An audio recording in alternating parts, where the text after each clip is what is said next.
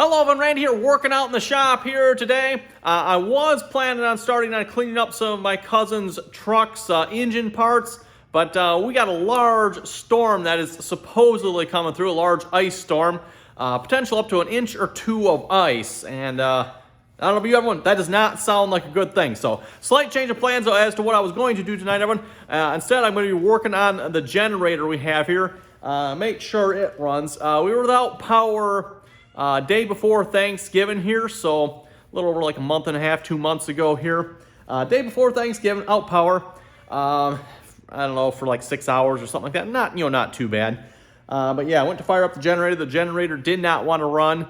And then on top of it, once we did get it running with some starter fluid, it was not outputting any power. I'm not sure if we can fix that or not. I'm not sure if the power problem was related to the generator or to the fact the motor wasn't running good. I don't know, everyone, but we'll see what we can do, at least getting the motor running good. Probably tear the carburetor apart, clean that for starters. So we're going to be working on that here tonight. So here's the generator. It's an old Coleman PowerMate Vantage 5000 watts here. Yeah, works pretty good. Definitely not big enough for the house, really. But it does get the job done as long as you shut some appliances off, namely like fridges and stuff like that. Don't let everything run at once, right? So, but yeah, it doesn't do too bad. It's only been like the last couple years here we've started running premium gas, and that has helped immensely. We don't use it very often. We don't lose power that frequently, but I don't know what, maybe for like 24 hours out of a whole year we're without power, maybe something like that at the most, typically. Like I said, not very often. So it doesn't run a whole lot, but that's probably its problem too. That's the problem with any generator. It doesn't run often enough. The fuel sits in it, and you know how that goes. So, like I said, we're gonna start probably by tearing apart the carburetor. Look at that. Thinking I'm gonna pull the fuel tank off there. That'll probably be the easiest way just to get down in it. It does have one big problem with it. The eco mode on it does not work. So our only choice is to run it full wide open all the time, which probably isn't necessarily bad for it, I guess. But yeah, it does not idle down at all. If it does, it just surges. It'll idle down and just kick right back into full gear, idle back down, kick right back up to full RPMs, and it just does that repeatedly, which is kind of annoying. So we just turn eco mode off and let it run full bore. Did get the heads from my cousin's truck here, by the way. So like I said, I was actually planning on working on this here tonight. Not putting the heads on yet, but getting stuff cleaned up and ready to go. So there's the heads. Gaskets and other goodies are all sitting over there ready to go as well. But yeah, with the storm we have coming, everyone, I figure I better start on this first. Yeah, bless you, cat. Bless you. What do you think there? I got a helper out in the barn here tonight. Right? You gonna help tonight? Yeah, no, somehow I doubt it. You're just gonna be a big annoyance. That'd be my guess. Right, big annoyance. Yep, you found a nice box to lay on. Amazing how they find boxes to lay on, everyone. Even like the delivery person brings a box, they throw it up on the front porch. Next thing you know, a minute later there's a cat sitting on top of it. So, oh, and I was gonna mention here as well, everyone. Last video there, working on Milwaukee flashlight. Hey, look at this. Ha, light. What a concept. Still working yet. So, and it's worked every single time I've turned it on. Wish I could tell you what I fixed on it, everyone. I don't know, but cool, it's working. So anyway, let's get to it.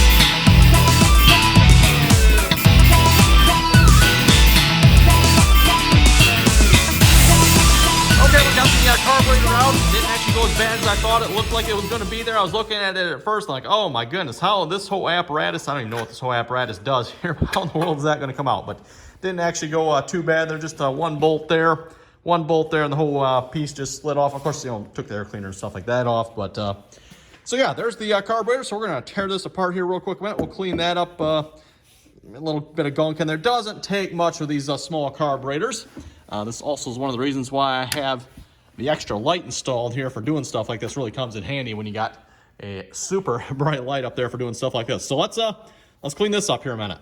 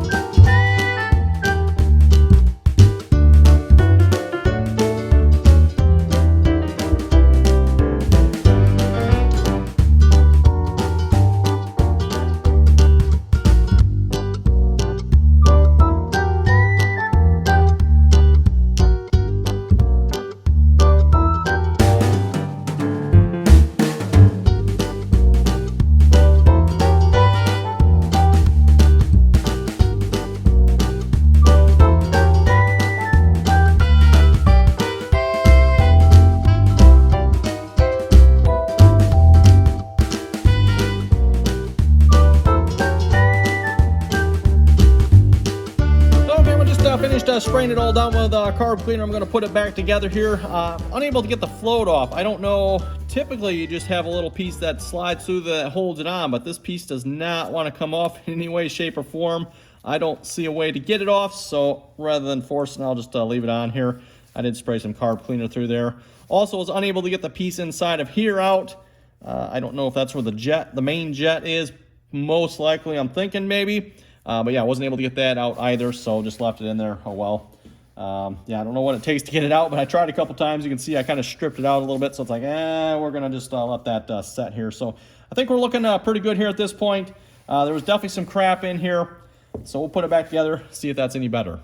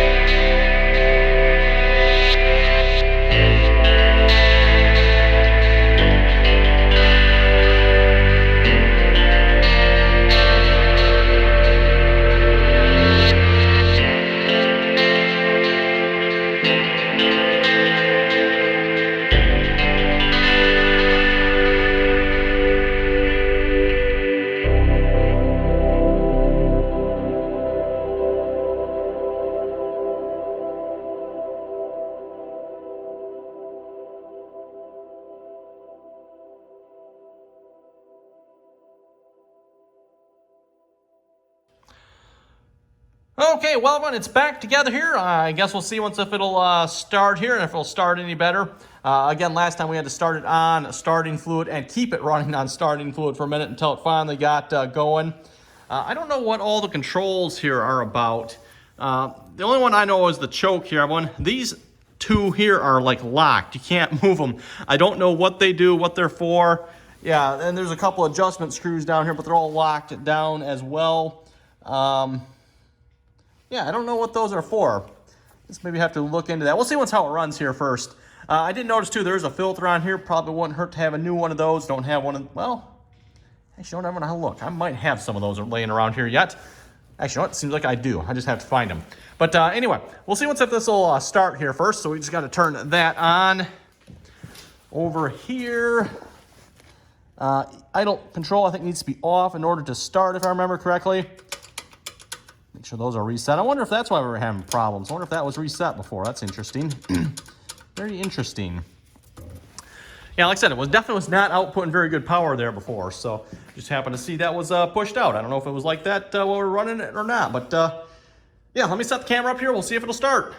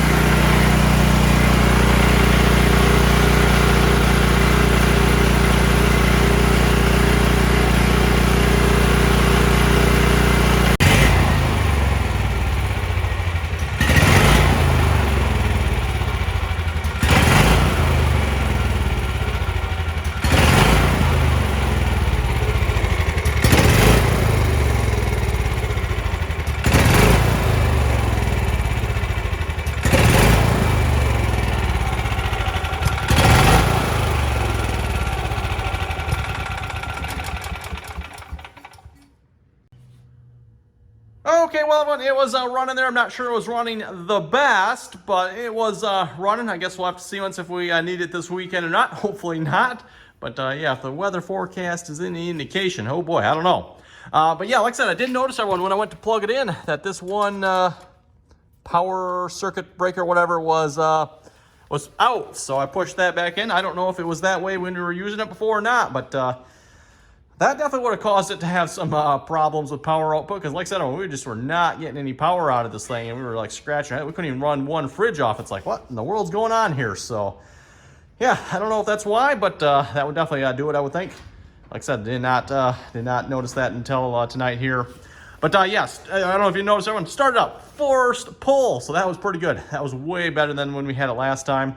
I did shut the fuel off, let it run out of fuel. Probably should actually, you know what? I should maybe look at that. Should get a new spark plug for it. That probably would be a good idea. Probably actually be a really good idea. And speaking of generators here, one thing we'd like to do this year is get rid of this generator here and put it on something else. Yes, get a much larger unit, something that can actually run the entire house. Put it on something that we know usually reliably starts. You know, something we're using a little more frequently than a generator. So, yes, everyone would like to get a generator that goes on the back of the tractor here. Actually, rather seriously looking at the Harbor Freight model. Harbor Freight now makes a generator that goes on the back of a 3-point on a tractor, and I thought that looked rather nice. Been looking at it. Reviews look like they're pretty good on it. So, yeah, if anyone has any knowledge of the Harbor Freight PTO generator, let me know. I'd like to hear some thoughts on that. And like I said, seriously thinking about getting that one here, hopefully maybe sometime this year. And then, yeah, like I said, if we ever have any power outage, we got the horsepower to run. And one thing I was thinking about, everyone, as well, with that Harbor Freight generator, this tractor has a 1,000 RPM PTO on it. So I could potentially put this in, well, I'd have to get the adapter, right.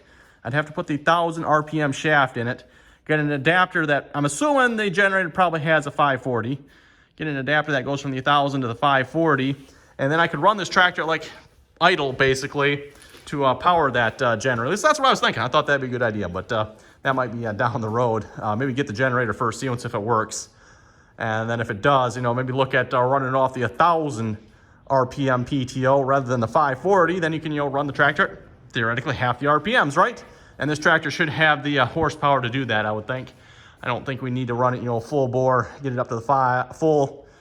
I don't remember what the RPMs on this tractor are again for the full 540 PTO RPMs there, but like I said, of course, if you can half it, half the RPMs, a lot better on the fuel usage. So that's just a thought there, everyone. That's kind of maybe the plan, like to do that this year. And yeah, then we got, like I said, the tractor, everyone runs. Well, it should be running anyway, right? Rather than a generator that sits around for 6 months between usage, the tractor's running a lot more reliable. We know the history on the tractor, basically, right?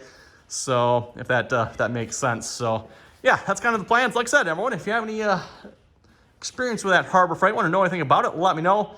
We were looking at a couple other ones there as well, but the Harbor Freight one, it's nice. It mounts on the 3-point. It's pretty much as big as we want it. Fairly reasonably priced. So yeah, I don't know. Anyway, on that note, everyone, with that, we're going to wrap this video up here. You folks have any comments or questions, be sure to leave them below. Don't forget to like, share, subscribe for more, and, well, we're ready for the weather, hopefully. Hopefully it doesn't get as bad as they say it's going to.